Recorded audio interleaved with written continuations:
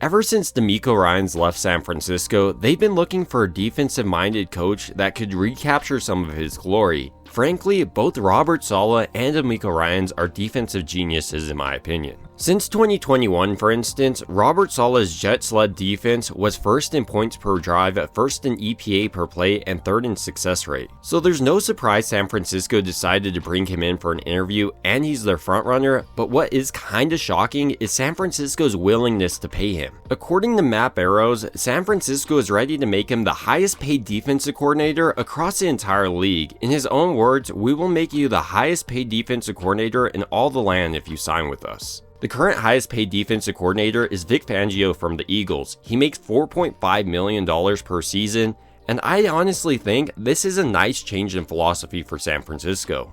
Their last couple of years, for instance, it wasn't like they were making huge moves at the defensive coordinator position. Hiring Nick Sorensen from within, who has never been a defensive coordinator, is about one of the cheapest ways you can fill the position. So I believe Kyle Shanahan in years past thought that his philosophy on the defensive side was enough to win him games, not realizing it's the coach that makes it all click. Or maybe it even goes a little bit on Jed York. He could have talked to Kyle Shanahan, set his parameters for the next defensive coach within a certain range, but now they're taking coaching seriously, which honestly reminds me of a coach like Harbaugh. He had Vic Fangio in his past with the 49ers, one of the greatest defensive coordinators at that time.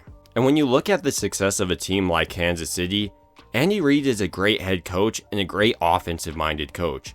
But the true genius on the defensive side there is Spagnuolo. Without him, it's pretty easy to argue that San Francisco could have won the Super Bowl last year. His defense is a nightmare for Kyle Shanahan's offense to deal with, and if Shanahan is able to somehow get his own Spagnuolo, maybe that's solid moving forward, I think this team could make several Super Bowls in the next couple of years. So if San Francisco does pay Robert Saleh, let's say 5, or even goes crazy and pays him $6 million per season, that definitely would be worth a playoff push or even a Super Bowl win. But those are just my thoughts about San Francisco being willing to pay Robert Saleh $4.5 million per season, and I made a full video breaking down how his defense would change San Francisco's defensive philosophy moving forward, so I'll go ahead and link it here, but I want to hear your thoughts down below.